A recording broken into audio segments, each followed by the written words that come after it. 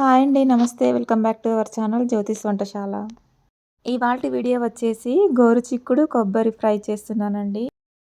ఈ గోరుచిక్కుడు కొబ్బరి fry curry అయితే చాలా టేస్టీగా వచ్చిందండి. ఇప్పుడు రొటీన్‌గా చేసుకునే గోరుచిక్కుడే కాకుండా ఇలా కొబ్బరి వేసి ఒకసారి ట్రై చేసి చూడండి. చాలా బావుంటుంది. ఒక్కసారి ఇలా నేను చూపించిన విధంగా గోరుచిక్కుడు కొబ్బరి ఫ్రై చేశారంటే మళ్ళీ మళ్ళీ ఇదే కర్రీ చేయాలనిపిస్తుందండి. అంత టేస్టీగా కుదురుతుంది ఈ కర్రీ. ముందుగా అయితే ఈ గోరుచిక్కుడు కొబ్బరి ఫ్రై చేసుకోవడానికి ఒక పావు కేజీ చిక్కుడుకాయలను తీసుకొని వీటికి ఉన్న నారను తీసి ఈ విధంగా తుంచి వాటర్లో వేసి నీట్గా ఒకసారి కడుక్కుంటున్నానండి. ఇలా నీట్గా వాటర్లో ఒకసారి కడుక్కున్న తర్వాత కుక్కర్ తీసుకొని కుక్కర్లో ఈ గోరుచిక్కుడుకాయ ముక్కలన్నీ వేసేసుకొని గోరుచిక్కుడుకాయ ముక్కలు మునిగే వరకు వాటర్ని వేసి కుక్కర్ మూత బిగించుకొని ఒక 2 విజిల్స్ వచ్చే వరకు ఉడికించుకోవాలండి. స్టవ్ పైన రెండు విజిల్స్ వస్తే సరిపోతుందండి. ఎక్కువ విజిల్స్ వస్తే ఇంకా చిక్కుడుకాయ అనేది మెత్తబడిపోతుంది.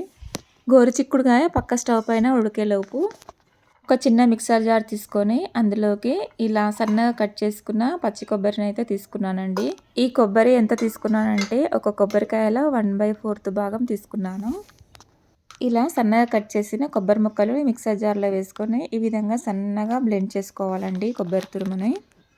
ఇప్పుడు ఈ కొబ్బరి తురుముని పక్కన పెట్టేసి మరొక ప్లేట్లో ఒక పెద్ద సైజు ఆనియన్ 2 పచ్చిమిర్చి చీలికలను కట్ చేసి పెట్టుకున్నాను. ఇక్కడైతే కుక్కర్ 2 విజిల్స్ వచ్చే వరకు కుక్కర్ని స్టవ్ పైన ఉంచేసుకొని స్టవ్ ఆపేసి పక్కన పెట్టేసుకున్నానండి. ఇప్పుడు కుక్కర్లో ఉన్న ఎయిర్ అంతా నార్మల్గా వెళ్ళిపోయిన తర్వాత కుక్కర్ మూత తీసి చూస్తే ఈ విధంగా మంచిగా ఉడికిపోయిందండి. ఇప్పుడు దీంట్లో ఉన్న వాటర్ అంతా తీసేసి ఉడికించుకున్న గోరుచిక్కుడుని అయితే పోపు వేసుకుందాం. ఇప్పుడు ఇక స్టవ్ వెలిగించుకొని ఒక కడాయిని పెట్టుకొని దీంట్లోకి 2 టేబుల్ స్పూన్ల ఆయిల్ వేసుకున్నాను. ఈ ఆయిల్ కాస్త హీట్ అయిన తర్వాత దీంట్లోకి కొద్దిగా ఆవాలు జీలకర్ర వేసుకుంటున్నాను. ఈ ఆవాలు జీలకర్ర కూడా కాస్త వేగి చిటపటమన్నాక దీంట్లోకి 1 టేబుల్ స్పూన్ శనగపప్పు 1 టేబుల్ స్పూన్ మినపప్పును వేసుకొని వేయించుకుంటున్నానండి. ఈ పప్పులు అనేవి మన ఇష్టం అండి. కాస్త ఎక్కువనైనా వేసుకోవచ్చు, లేదంటే ఇష్టం లేని వారికి కొద్దిగా తగ్గించైనా వేసుకోవచ్చు అండి. ఇలా పప్పులన్నీ వేసుకున్న తర్వాత వీటిని స్పూన్తో ఒకసారి కలుపుతూ ఫ్రై చేసుకోవాలి. ఈ పప్పులన్నీ కొద్దిగా ఫ్రై అయిన తర్వాత దీంట్లోకి 2 పచ్చిమిర్చి చిలుకలు అలాగే సన్నగా కట్ చేసి పెట్టుకున్న ఆనియన్ కూడా వేసుకొని ఫ్రై చేసుకుంటున్నాను. ఇవి ఇలా ఫ్రై అవుతుండగానే దీంట్లోకి ఒక రెమ్మ కరివేపాకును కూడా వేసుకొని ఫ్రై చేసుకోవాలి. అలాగే ఈ పోపులోకి 1 టీ స్పూన్ అల్లం వెల్లుల్లి పేస్ట్ అలాగే పావు టీ స్పూన్ పసుపును కూడా వేసుకొని వీటి పచ్చివాసన పోయే వరకు మంచిగా ఫ్రై చేసుకోవాలి.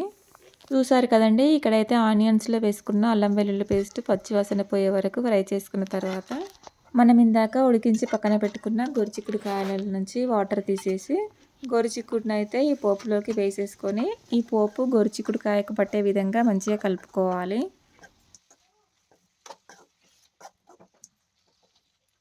ఈ విధంగా గోరుచిక్కుడుకాయను స్పూన్తో కలుపుకుంటూ ఒకసారి ఫ్రై చేసుకున్న తర్వాత ఇక మూత పెట్టేసి స్టవ్ని సిమ్లో పెట్టుకొని ఒక 5 మినిట్స్ పాటు అలాగే మగ్గించుకోవాలండి. ఈ విధంగా చిక్కుడుకాయ కొద్దిగా ఫ్రై అయిన తర్వాత దీంట్లోకి మనం తినగలిగే కారాన్ని బట్టి కొద్దిగా కారం, రుచికి సరిపడా సాల్ట్ వేసుకున్న ఉప్పు కారాలు చిక్కుడుకాయకు పట్టే విధంగా మంచిగా కలుపుకుంటూ ఫ్రై చేసుకోవాలి. ఈ ఫ్రైలోనికి ఉప్పు కారాలు కాస్త తగ్గించి వేసుకుంటేనే మనం ఎక్కువ కర్రీని కన్జ్యూమ్ చేయగలమండి.